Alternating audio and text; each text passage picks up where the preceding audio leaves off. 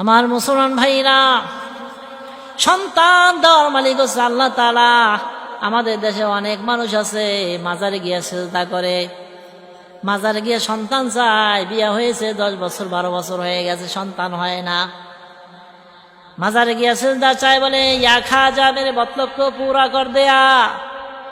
খাজা আপনার মতলব পুরা করবে কেমনে? খাজার মতলব তো পুরা করেছে আল্লাহ তাআলা। খাজা বাবা যা কিছু পেয়েছে সব আল্লাহর কাছে পেয়েছে। আপনার সন্তান দরকার, কার কাছে চাইবেন? আল্লাহর কাছে চাইবেন। হযরত জাকারিয়া আলাইহিস সালাতু ওয়াস সালাম বৃদ্ধ বয়সে আল্লাহর কাছে সন্তান চেয়েছিলেন, সে কথা আল্লাহ কোরআনে কোট করেছেন। কুরআনুল কারীম জানিয়েছে, হুনালিকা দাআ জাকারিয়া রাব্বাহু ক্বালা রাব্বি হাবলি মিন লাদুনকা যুররিয়াতান তাইয়্যিবাতান ইন্নাকা সামিউদ দুআ।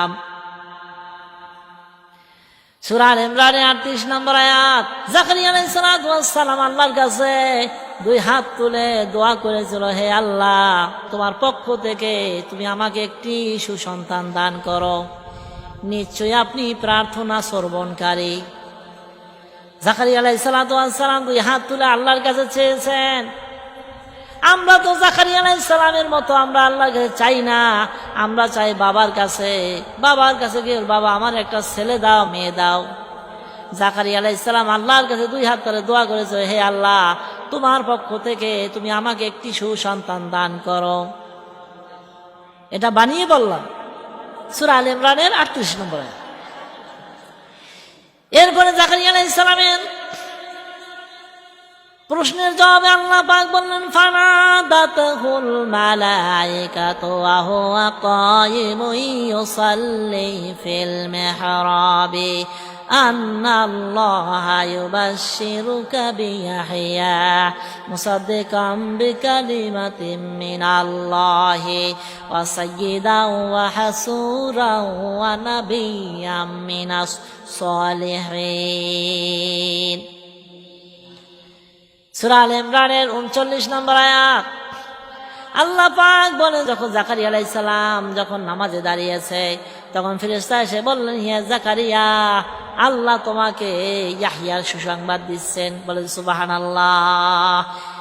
আল্লাহ তোমাকে ইয়াহইয়ার সুসংবাদ দিচ্ছেন, যিনি হবেন কালিমার সাক্ষ্যদাতা, যিনি হবেন নবী, যিনি হবেন সালিহিন, নেককারদের অন্তর্ভুক্ত।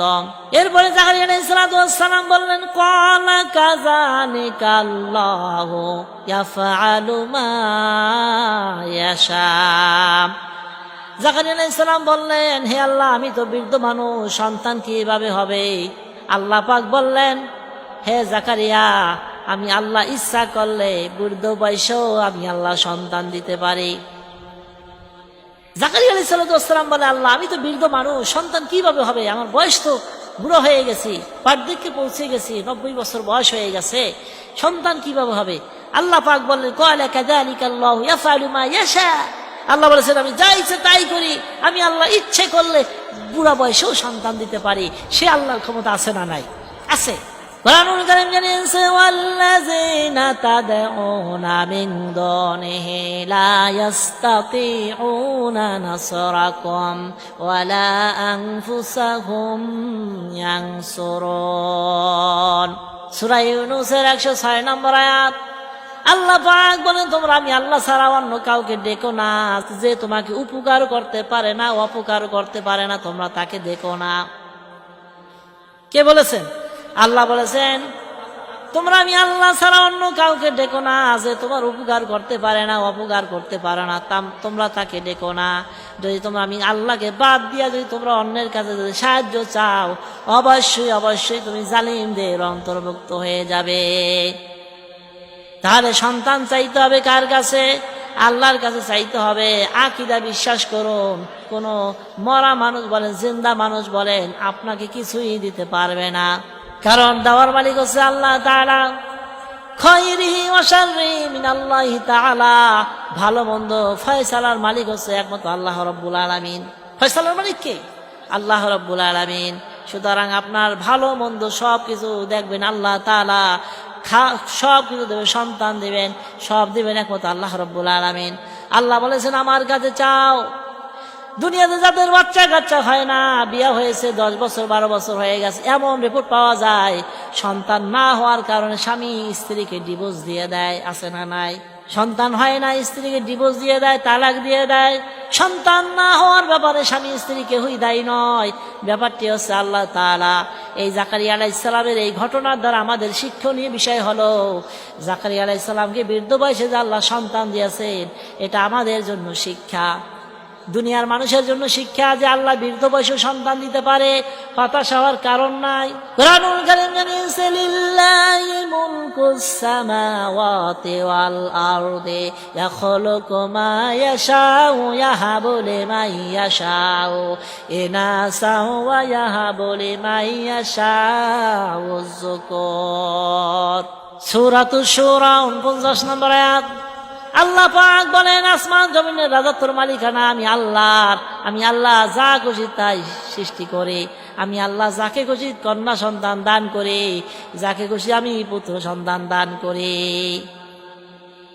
আল্লাহর ক্ষমতা, আল্লাহ ছাড়া আর কেউ দিতে পারবে না। কুরআনুল কারীম জানিয়েছে, আউফি যাওয়াজুহুম যুকরানা ওয়া ইনাসান ওয়া ইয়াজআলু মান ইয়াশাউ আকিমান ইন্নাহু আলিমুন কাদির। এটা হচ্ছে সূরাতুশ শূরা 50 নম্বর আয়াত।